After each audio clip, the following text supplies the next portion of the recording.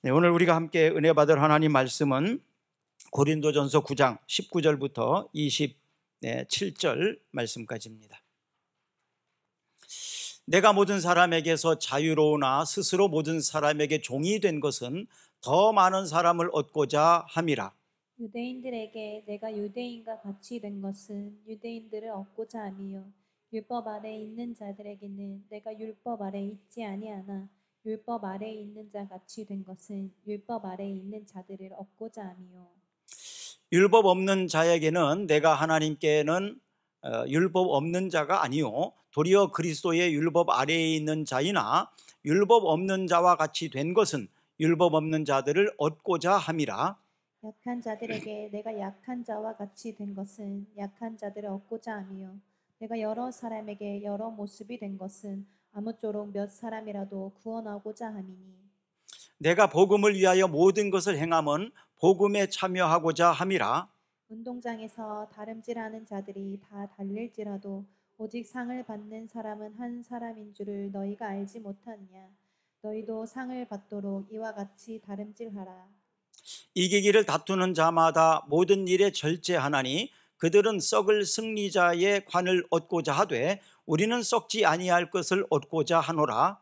그러므로 나는 다름질하기를 향방 없는 것 같이 아니하고 싸우기를 허공을 치는 것 같지 아니하며 내가 내 몸을 쳐 저 복종하게 복종하게 함은 함은 내가 내가 남에게 남에게 전파한 전파한 후에 후에 자신이 자신이 버림을 도리어 버림을 당할까 당할까 함이로다. 두려워함이라. 아멘. 아멘. 오늘은 진정한 자유인의 삶이라는 제목을 정해봤습니다. 자유는 기본적으로 남에게 구속을 받거나 무엇에 얽매이지 않고 자기 뜻에 따라서 행동할 수 있는 것을 우리는 자유라고 합니다. 법률적인 측면에서는 법률의 범위 안에서 자기 마음대로 할 수 있는 행위, 뭐 이렇게 할 수 있고요. 소극적으로는 외부의 모든 구속으로부터 벗어나는 것을 뜻합니다. 또 적극적으로는 자기의 본성을 쫓아서 목적을 실현할 수 있는 가능성을 뜻하는 것이 자유입니다. 자유라는 것은 참 좋은 거죠. 그런데 우리가 성경을 보면 진정으로 우리에겐 자유가 없었다는 것입니다. 또 실제로 지금 자유 없이 사는 사람들이 참 많이 있습니다. 그래서 뭐 이사를 간다거나 그러면 날짜를 내 마음대로 정하는 것이 아니라 뭐 손 없는 날을 정하기도 하고, 차를 사거나 뭐 집을 사거나 뭐 개업을 하거나 그러면 또 고사를 지내기도 합니다. 또 조상들을 섬기는 또 제사를 하기도 하죠. 귀신에게 나를 해코지하지 말라고, 또 귀신에게 재물을 놓고 고사를 지내기도 합니다. 그럼 이것이 그냥 단순히 그냥 미신으로 치부해도 될 문제냐? 그렇다면 왜 그런 것이 생겼을까? 생각해 보셔야 됩니다. 사람에게는 완전한 자유가 없다는 것입니다. 진노받은 바로 마귀가 사람들을 가만두지 않는다는 얘기예요. 그런데 예수님께서 요한복음 8장 32절에 보니까 진리를 알지니 진리가 너희를 자유롭게 하리라. 예수님이 이 땅에 오셔서 우리를 자유롭게 하셨다. 그 귀신으로부터, 또 우리를 해코지하려고 하는 모든 세력으로부터 우리를 자유하게 해주시는 분이 하나님입니다. 특별히 죄로부터의 자유함, 이거 얼마나 큰지 여러분 아십니까? 처벌을 앞두고 있을 때, 또 처벌의 가능성을 앞두고 있을 때 얼마나 마음 졸임이 있습니까? 또 그것에 대한 두려움이 있었습니까? 그러나 그것이 해결되고 나면 아주 자유로워지게 되죠. 질병으로부터 자유도 완전히 가진 사람이 없습니다. 특별히 또 빚, 남의 돈을 쓰고 그 빚으로부터 빚쟁이가 되어서 사는 거 얼마나 힘들고 어려운지 그 고통을 아시는 분들이 많이 있을 것입니다. 어떤 권력으로부터 자유함을 갖지 못하고 눌림을 받고 살아가는 것, 누가 나를 지배하고 억압할 때 그것으로부터 자유롭지 못하는 것, 또 갖가지 약점이 사람들에게 있습니다. 아킬레스건이라고 그러잖아요. 각 사람들에게는 이런 약점들, 아킬레스건이 있습니다. 그런데 그런 거로부터 온전한 자유함을 얻고 사는 거, 이게 얼마나 행복일까요? 사랑하는 여러분, 여러분들에게 이런 모든 것으로부터 자유함이 있기를 주님의 이름으로 축복합니다. 자유하시기를 축복합니다.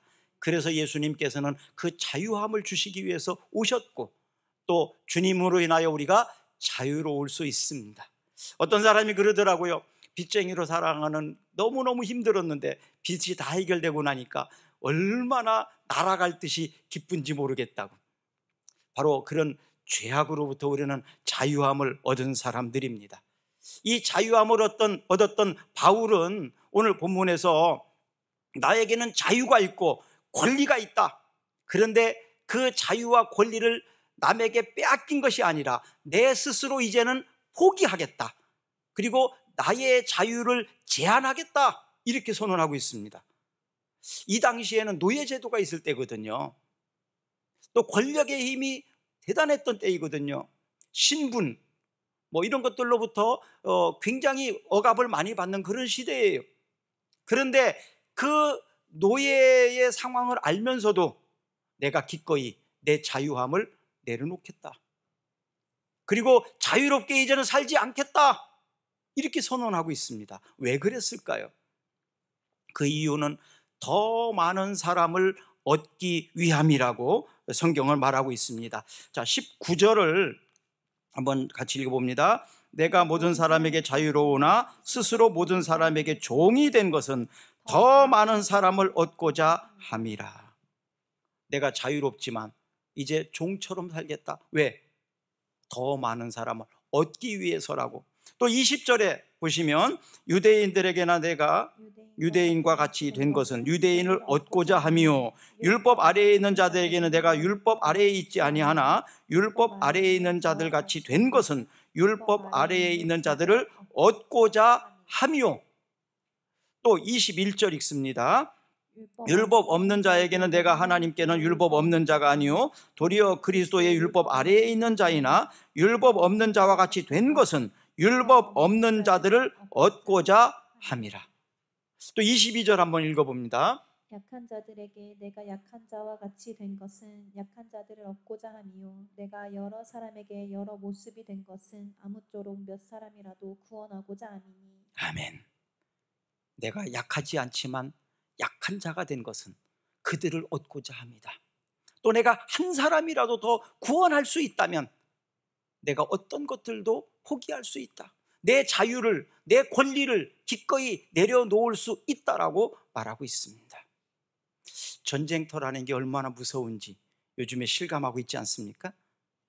그런데 왜 사람들은 그 전쟁터로 달려갈까요?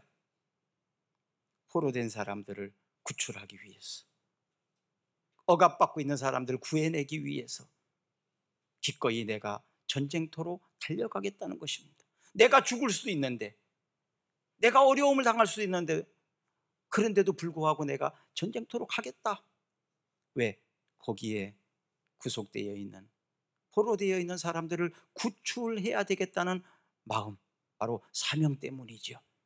하나님께서는 우리에게 자유를 주셨습니다. 그런데 이 자유를 잘못 사용하는 사람들이 성경에 여러 명이 나오는데요, 그 중에서 최초의 하나님 앞에 불순종해서 인류에게 죄를 가지고 온 사람이 있습니다. 아담과 하와입니다.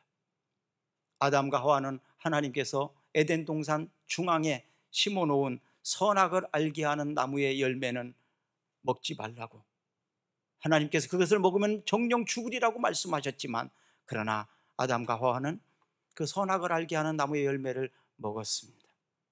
뱀의 유혹을 받았어. 어쨌든 하나님의 말씀에 불순종한 거죠.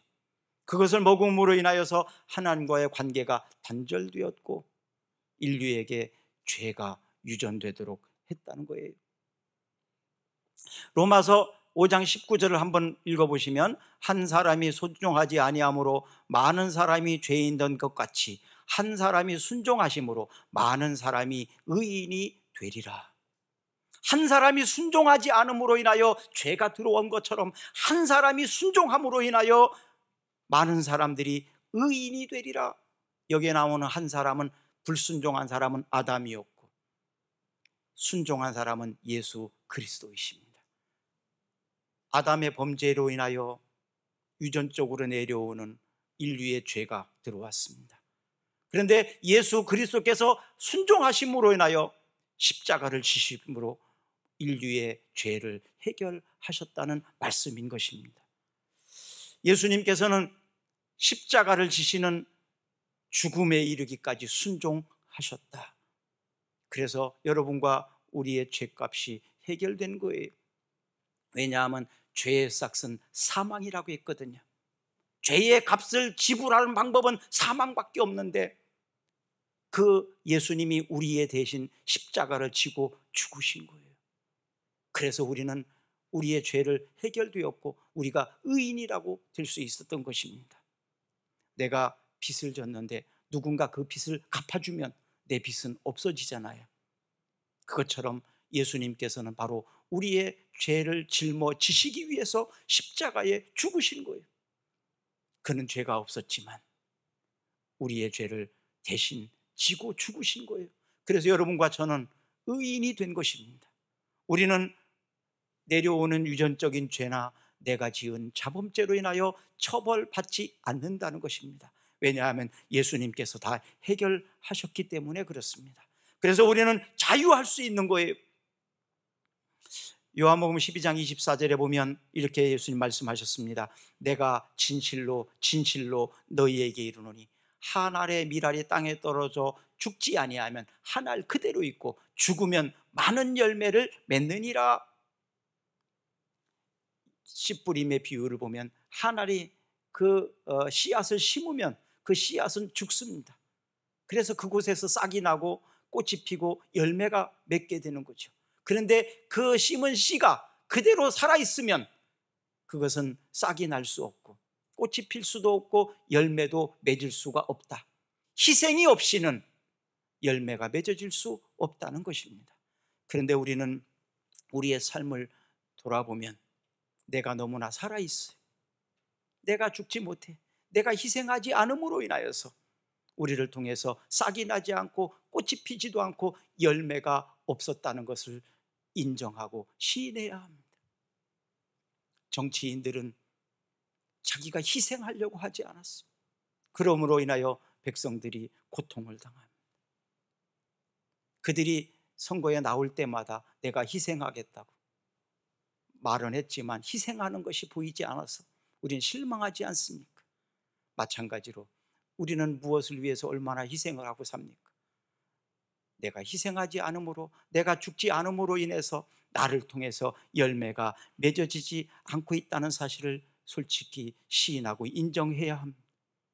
내가 진실로 진실로 너희에게 이르노니 한 알의 밀이 땅에 떨어져 죽지 아니하면 한 알 그대로 있고 죽어야 많은 열매를 맺을 수 있다는 것입니다. 많은 열매를 얻기 위하여 여러분과 제가 죽을 수 있기를 바랍니다. 그러면 나를 통해서 많은 열매, 30배, 60배, 100배로 열매가 맺어지게 될 것입니다. 바로 이것이 믿음의 삶인데요, 이런 믿음의 삶을 살았던 사람들이 기록된 것이 히브리서 11장입니다. 히브리서 11장에 보면 많은 사람들이 이름이 쭉 나와요. 우리는 이것을 믿음의 전당에 기록된 사람들이라고 말합니다. 여기에 있던 믿음의 사람들은 믿음으로 살아서 그들이 그 믿음을 증거하고 그의 후손들에게 믿음의 역사가 전달되도록 했습니다. 시편 33편 12절 말씀에 보시면 여호와를 자기 하나님으로 삼은 나라 곧 하나님의 기업으로 선택 백성은 복이 있도다. 하나님을 자기 하나님으로 삼고 하나님을 기업으로 사는 사람들은 복이 있도다. 바로 믿음으로 산 사람들을, 그 후손들은 하나님이 복을 주십니다. 인생의 생사화복, 한 민족의 흥망성쇠가 하나님 손에 달려 있는데 그 하나님께서 우리가 믿음으로 살게 되면 나와 내 후손들에게 복을 주시겠다고 약속하고 있습니다. 이 복이 여러분과 여러분 후손에게 이 약속된 말씀으로 나타나기를 축복합니다. 그러기 위해서 오늘부터 읽기 시작하는 것이 있죠. 어디를 읽죠 지금? 오늘부터 읽기, 잠언이 끝났습니다. 어제까지. 오늘부터 어디를 읽죠? 스바냐를 읽지 않습니까? 이제 오늘부터 읽는 말씀 아침에 읽지 않으신 분들은 오늘 꼭 주보로 나온 대로 읽으시기를 바랍니다. 심판을 생각하면서 사는 사람들이 지혜로운 사람입니다. 결과를 생각하면서 행동하는 사람들이 지혜로운 사람입니다. 에녹이라는 사람이 있는데요, 이 에녹은 원래 하나님과 동행하는 사람은 아니었습니다. 나름대로 신앙은 있었지만 그래도 자기 나름대로 살았던 사람이에요. 근데 그가 무드셀라라는 사람을 낳은 후부터 300년 동안 하나님과 동행하는 삶을 살았다고 성경은 그렇게 말합니다. 300년 동안 그가 어떻게 살았는지 구체적으로는 말하지 않아요. 그러나 하나님과 동행하는 삶을 살았다라고 딱 이야기를 합니다. 그러면 그가 왜 하나님과 동행하는 삶을 살았을까요? 무드셀라라는 이름, 그것이 바로 창을 던지는 자라는 뜻이 있거든요. 창을 던지는 자. 근데 무드셀라가 죽으면 심판이 온다는 그런 의미가 있어요. 왜냐하면 이 당시에 전쟁에서는요, 창을 던지는 자가 죽는다는 얘기는 곧 전쟁에 패한다는 의미거든요. 창을 던지는 자는 좀 원거리에서 던질 수 있는 거잖아요. 뭐 칼을 들고 싸우는 사람은 가까운 거리에서 싸우는 거지만 창을 던지는 사람은 뒤에서 던질 수 있는 거거든요. 요즘 같은 뭐 폭격을 포를 쏜다거나 미사일을 쏜다거나 막 이런 행동이, 이런 것들이죠. 그런 후방 지원과 포격이 되지 않으면 전쟁에서 이기기가 어렵지 않습니까? 그래서 무드셀라라는 사람, 이 무드셀라를 낳고 이 무드셀라가 죽으면 심판이 온다는 의식을 가지고 살았어요. 실제로 노아 홍수가 언제 일어나느냐 하면 이 에녹의 아들 무드셀라가 죽던 해에 일어났습니다. 물로 심판한 노아의 홍수가 정확하게 그렇습니다. 그러니까 이 에녹은 자기의 아들 무드셀라의 이름을 부를 때마다 하나님이 심판하신다, 인류가 심판의 때가 온다, 이런 의식을 가지고 살은 거예요. 바로 그런 의식을 가지고 살다 보니까 하나님과 동행하는 삶을 살 수 있었다, 이 말입니다. 오늘부터 읽는 하나님의 말씀은 바로 이런 심판을 많이 얘기하고 있습니다. 말씀을 통해서 여러분과 제가 하나님이 심판하신다, 하나님은 공의의 심판이 있다, 하나님은 정확하게 심판하신다는 것을 의식하면서 살 수 있기를 주의 이름으로 축복합니다. 자, 바울이 그렇게 이제 자신의 자유와 권리를 포기한 것은 복음 전함기 때문입니다. 한 사람이라도 더 구원 얻게 하기 위해서였다고 오늘 본문은 얘기하고 있습니다. 그래서 그들을 세심하게 살피기 위해서는 그 입장에 들어가야 된다는 거죠. 가난에 처해보지 않은 사람은 가난한 사람들의 심정을 모릅니다. 아파보지 않은 사람은 그 아픈 사람의 심정을 잘 모릅니다. 같은 처지가 되어보면 그것이 얼마나 힘든지 알아요. 그런데 그런 처지를 되어보지 않은 사람은, 경험하지 않은 사람은 그게 얼마나 힘들고 어려운지를 몰라요. 오해를 당해보고 또 여러 가지 힘든 일들을 경험해 보면 그 처지에 있는 사람들의 그 마음을 헤아릴 수 있습니다. 그래서 바울은 기꺼이 자기가 그런 처지로 들어가겠다는 거예요. 왜냐하면 그들을 세심하게 살피고 그들의 입장에서 하나님 앞에 기도하며 그들을 얻고 구원하기 위함이라고 말하고 있습니다. 요즘에 사람들은 남을 비난하고 그런 일을 참 좋아해요. 함부로 쉽게 말합니다. 어떻게 그럴 수 있냐고. 그런데 자기가 그런 처지와 입장에 처해 보면 그렇게 책망하고 비난하지 않았을 거예요. 오히려 따뜻하게 감싸주고 격려하고 안아주겠죠. 바울은 바로 그런 심정을 갖게 되는 것은 그들을 얻고 그들을 구원하기 위해서라고 성경은 말하고 있습니다. 요한일서 3장 16절에 보면 그가 우리를 위하여 목숨을 버리셨으니 우리가 이로써 사랑을 알고 우리도 형제들을 위하여 목숨을 버리는 것이 마땅하니라. 예수님께서 나를 위해서, 우리를 위해서 목숨을 버리셨다. 그 은혜가 너무 감사하지 않습니까? 나 같은 자를 위해서. 내가 뭐라고? 주님이 내 대신 죽으셔야 됐습니까? 그것처럼 우리도 다른 사람을 위해서 사랑하고 목숨을 버리는 것이 마땅하다고, 이것이 바로 사랑을 받은 사람의 자세라고 태도라고 성경은 그렇게 말하고 있습니다. 데살로니가전서 2장 8절 읽어볼까요? 우리가 이같이 너희를 사랑하여 하나님의 복음뿐 아니라 우리의 목숨까지도 너희에게 주기를 기뻐함은 너희가 우리의 사랑하는 자 됨이라. 사랑하기 때문에, 사랑하기 때문이라는 거예요. 한마디로 말하면 사랑하기 때문에. 사랑하지 않은 상태에서 섬기고 나누고 봉사하는 것은요, 대부분 불평으로 많이 돌아옵니다. 원망으로 돌아올 가능성도 많습니다. 그 진심으로 전달되는 것이 아닌 경우가 많이 생깁니다. 그런데 사랑으로 하게 되면 그 진심이 전달되지요. 전달됩니다. 바로 사랑하기 때문에 그렇게 했다는 거예요. 어떤 보상을 바라는 게 아니었습니다. 사랑하기 때문에. 부모가 자식에게 바로 사랑하기 때문에 그렇게 할 수 있는 거 아닙니까?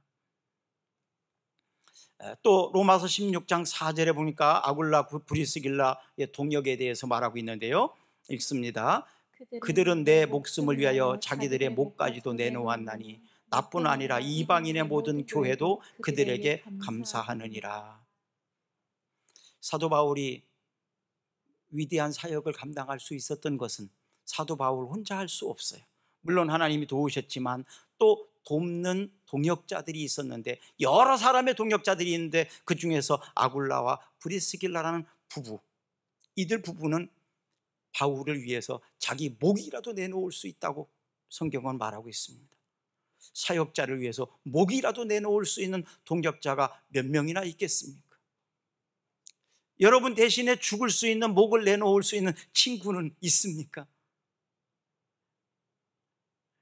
내가 남편을 위해서 혹은 남편이 아내를 위해서 목이라도 내놓을 수 있는 그런 부부가 이 땅에 몇 명이나 있을까요? 바울의 동역에는 브리스가와 또 아굴라라는 이 부부가 목이라도 내놓을 수 있는 동역자였다고 성경은 이렇게 말하고 있습니다. 그래서 그의 사역이 그렇게 힘있고 풍성할 수 있었습니다. 이것이 바로 교회 공동체의 특징이었어요. 초대교회. 그래서 교회는요, 운명 공동체라고 말했습니다. 같이 죽고 같이 사는 운명의 공동체. 그냥 세상에 동업을 하는 그런 그 정도가 아니고 운명 공동체, 함께 살고 함께 죽을 수 있다는 이런 공동체를 말합니다. 힘들고 어려우면 나만 빠지면 되고가 아니라 같이 죽겠다는 그런 의미죠. 사도행전 20장 28절을 한번 읽어볼까요? 여러분은 자기를 위하여 또는 온 양떼를 위하여 삼가라. 성령이 그들 가운데 여러분을 감독자로 삼고 하나님이 자기 피로 사신 교회를 보살피게 하셨느니라. 교회가 뭘까요? 교회는 예수 그리스도의 피로 사신 공동체라고 말합니다. 피로 맺어진 공동체다 이 말입니다.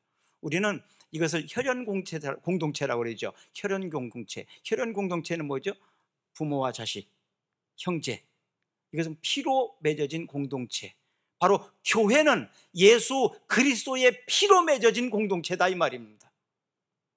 자, 우리 꿈사랑 교회가 그런 멤버십을 가지고 있습니까? 여러분과 제가 피로 맺어진 공동체라는 사실을, 그런 의식을 가지고 있습니까? 교회는 예수 그리스도의 피로 맺어진 공동체입니다.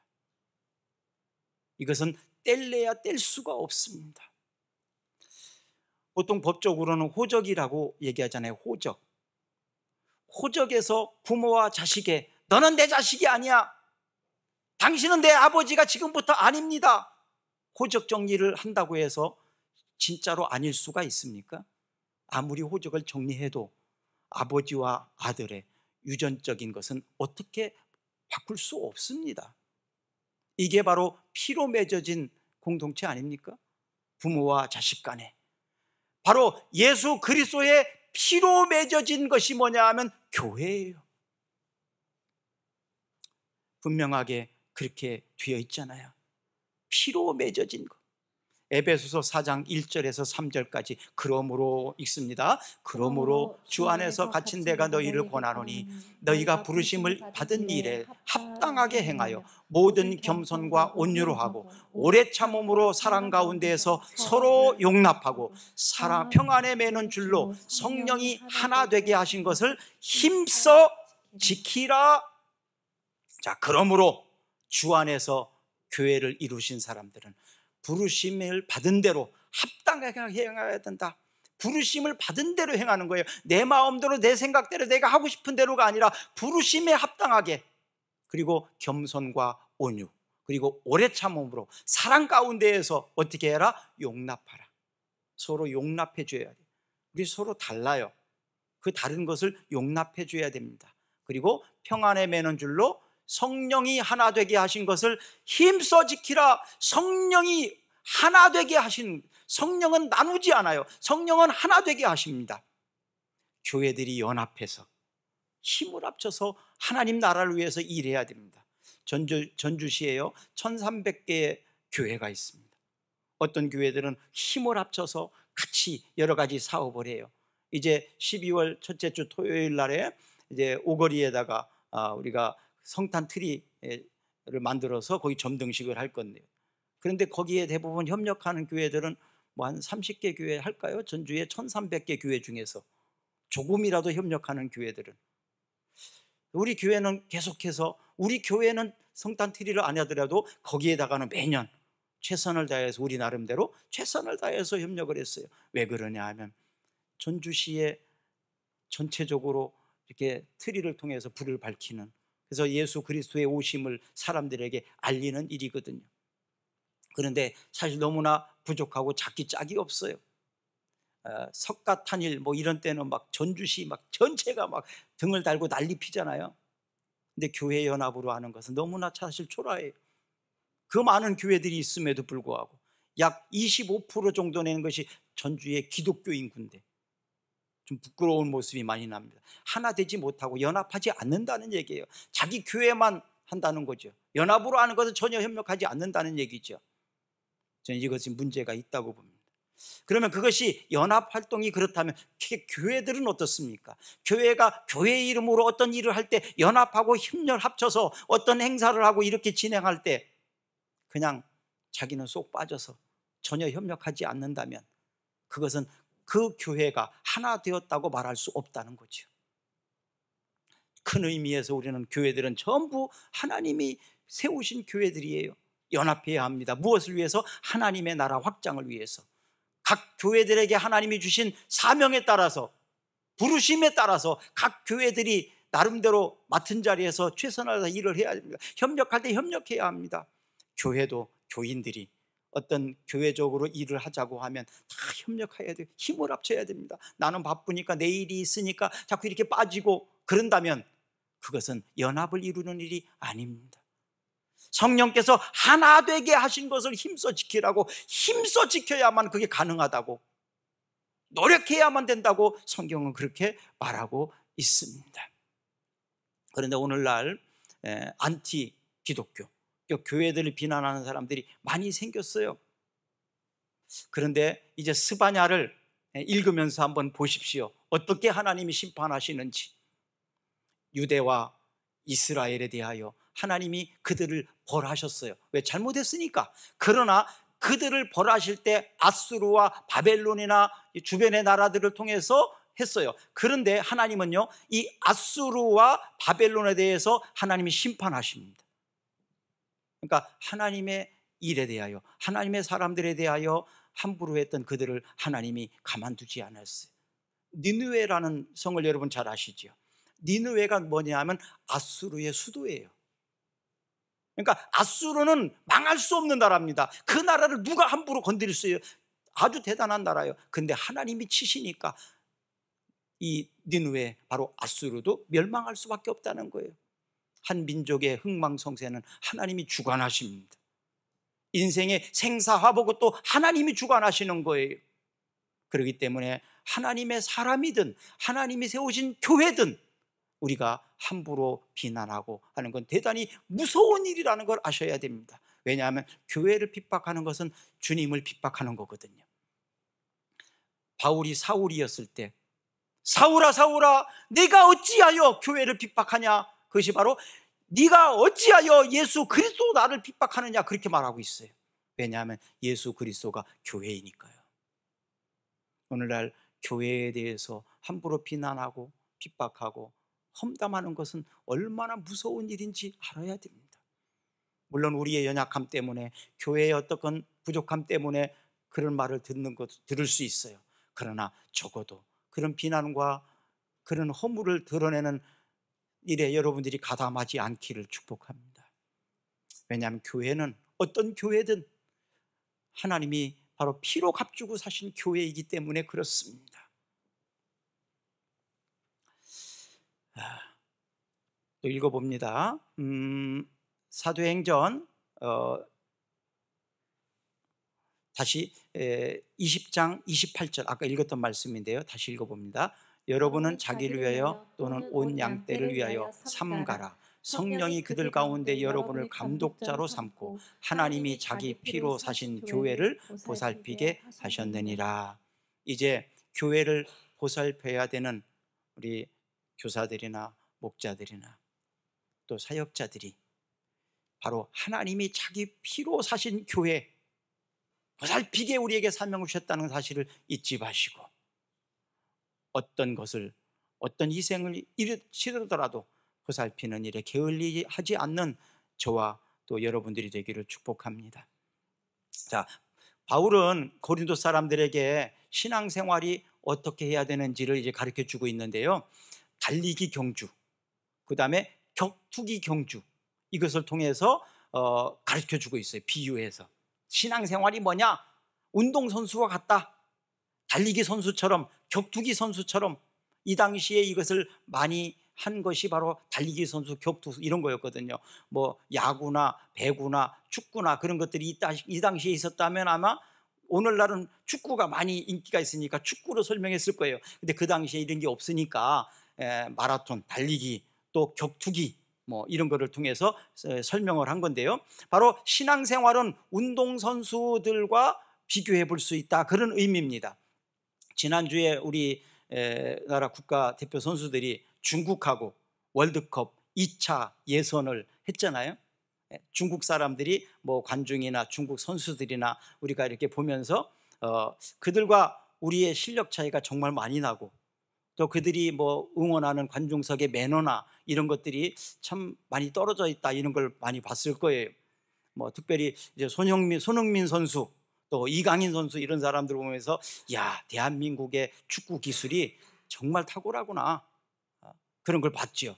이강인 선수의 정확한 패스, 또 손흥민 선수의 뭐 특별히 그 라보나킥 이름도 잘 안 듣는 거죠. 양발을 다 쓰는 사람들은 라보나킥을 연습하지 않거든요. 훈련하지 않습니다. 왜냐하면 양발을 다 쓸 수 있으니까.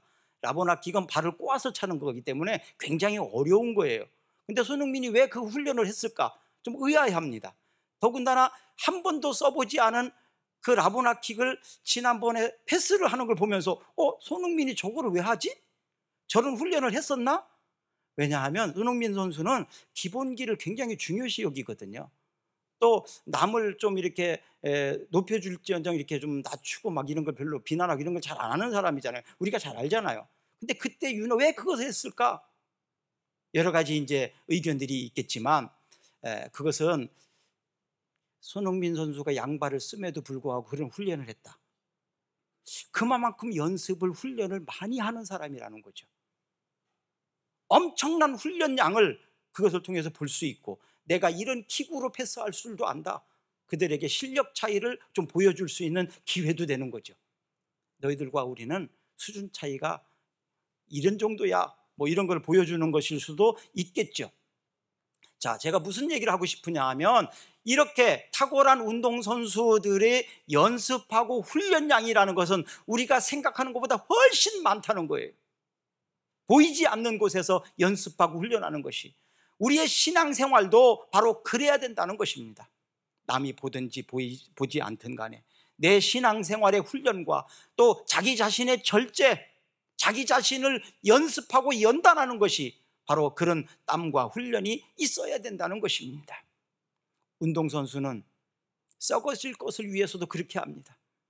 모든 우승을 위해서 어려움을 극복하고 절제하면서 승리를 거두거든요. 성도들은 어떻습니까? 하나님의 나라를 위해서, 특히 하나님이 예비하신 상급을 준비하고 있다는 사실을 기억해야 된다는 것입니다. 그래서 더 좋은 것을 위해서 현재의 권리나 자유를 제한할 수 있고 포기할 수 있다는 거예요. 내가 너무 좋아하는 거지만, 내가 너무 하고 싶어 하는 거지만, 그러나 이것이 방해가 된다면 버리겠다는 것입니다. 그리고 하지 않겠다는 얘기예요. 그 유혹에 넘어가지 않는 것입니다. 그리고 바울이 또 한 말을 27절입니다. 27절 한번 읽어볼까요? 내가 내 몸을 쳐 복종하게 함은 내가 남에게 전파한 후에 자신이 도리어 버림을 당할까 두려워함이로다. 내가 구원받지 못함에 대해 두려움, 물론 그런 마음도 있겠죠. 그러나 그보다 여기에서 의미하는 것은 앞뒤를 문맥을 보면요, 다른 사람들은 열심히 해서 상을 받게 내가 잘 준비시키고 훈련을 시켰는데 내가 상 받는 자리에 있지 못할까 하는 두려움입니다. 다른 사람은 다 상을 받는데 나는 상을 받지도 못하는, 그 자리에 끼지도 못하는 그런 사람이 될까 하는 두려움입니다. 빌립보서 3장 13절 14절 읽어볼까요? 형제들아, 나는 아직 내가 잡은 줄로 여기지 아니하고 오직 한 일, 즉 뒤에 있는 것을 잊어버리고 앞에 있는 것을 잡으려고 표대를 향하여 그리스도 예수 안에서 하나님이 위에서 부르신 부름의 상을 위하여 달려가노라. 바로 하나님이 부르신, 하나님이 예비하신 그 상을 생각하면서 달려간다, 이렇게 표현하고 있습니다. 국가대표 축구 선수로 뽑힌 것처럼 우리는 지금 하나님 나라의 대표 선수로 뽑혔습니다. 그럼 대표 선수가 이제 뭐 20여 명 있잖아요. 그 중에서 11명이 뛰지 않습니까? 11명이 뛰는데 출전을 기회를 얻은 사람도 있고 출전 기회를 못 얻는 사람들도 있어요. 그런데 출전 기회가 딱 왔을 때 그때 실력 발휘를 할 수 있어야 됩니다.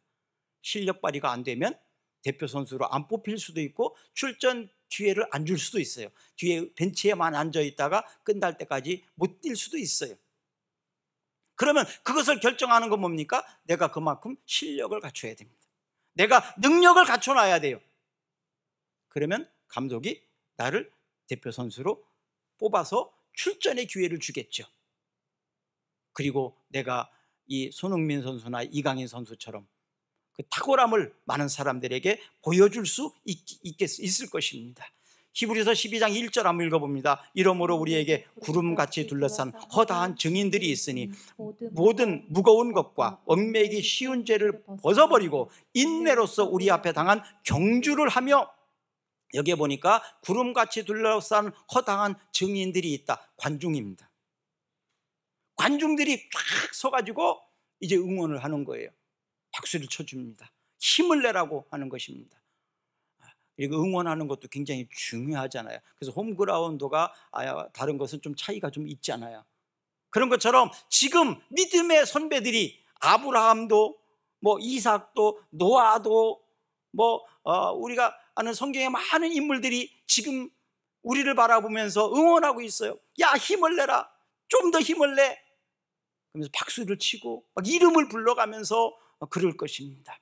그래서 허다한 증인들이 지금 응원을 하고 있습니다. 힘을 내시기를 바랍니다. 힘을 내시기를 바랍니다. 빌립보서 2장 16절 읽어봅니다. 생명의 말씀을 밝혀 나의 다름질이 헛되지 아니하고 수고도 헛되지 아니하므로 그리스도의 날에 내가 자랑할 것이 있게 하려 함이라. 네, 생명의 말씀을 밝혀서 나의 다름질, 아까 달리기 선수로 했잖아요. 달리기. 그러니까 다름질이 헛되지 아니하다. 다름질이 헛되게 될 수 있어요. 바른 방향으로 달려가지 않으면 달려가는 것이 헛될 수 있어요. 엉뚱한 방향으로 뛰면은 헛된 거죠.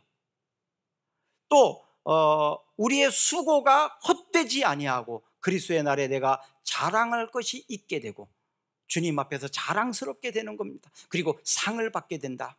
자, 하나님께서는 우리가 이 땅에서 사는 것에 대한 상이 있습니다. 하나님 앞에 상 받는 자리에 서는 사람도 있고 상 받는 자리에 못 설 사람도 있습니다. 이제는 주님 앞에 가서 상 받을 수 있는 여러분과 제가 되었으면 좋겠습니다. 상 받는 사람 박수만 치지 마시고 상을 직접 받을 수 있는 사람이 되기를 축복합니다. 의미 그래서 없는 일에 자원을 낭비하면 안 됩니다. 의미 없는 일에다 자원을 낭비하고 헛된 일에다가 자원을 낭비하게 되면 힘들기만 합니다. 헛고생하는 거예요. 그래서 주어진 자유를 보람 있고 가치 있게 사용을 해야 되는데 자율학습이 지금도 있는지 모르겠습니다. 우리 때는 자율학습이 가끔 있었어요. 아침 자습 시간도 있고 자율학습이 있었어요.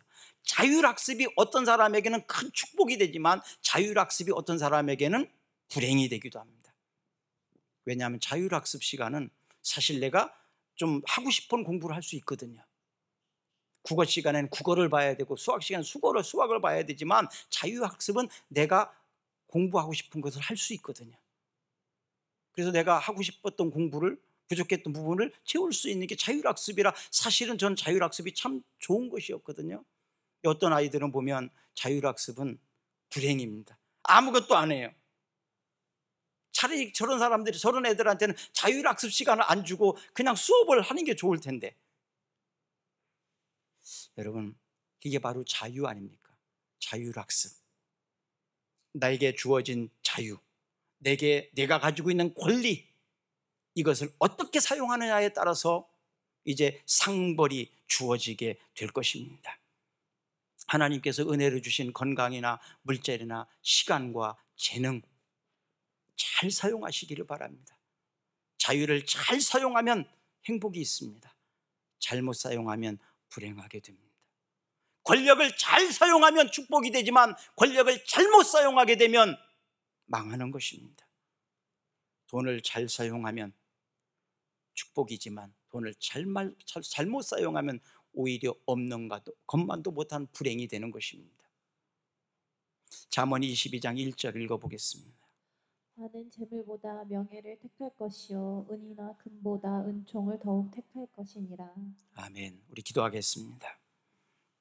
형제들아, 너희가 자유를 위하여 부르심을 입었으나 그러나 그 자유를 육체의 기회로 삼지 말고 오직 사랑으로 서로 종노릇 하라.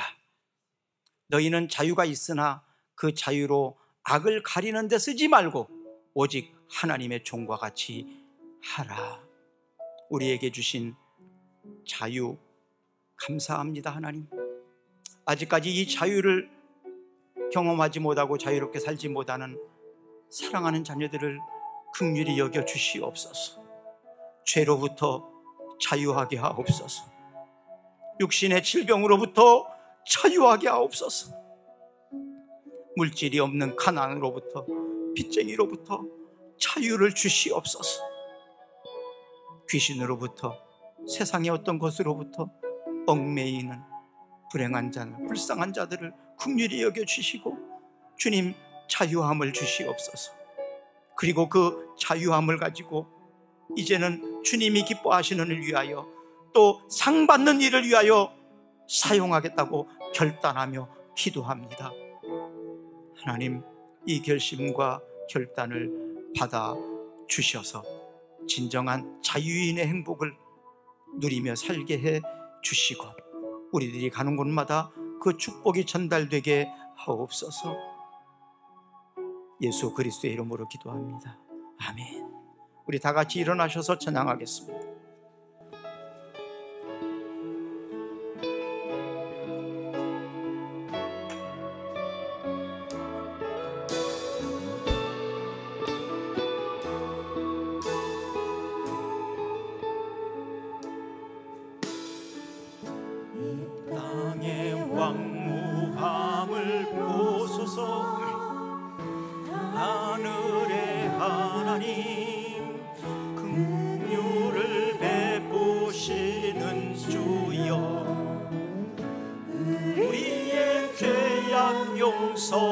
용서하소서.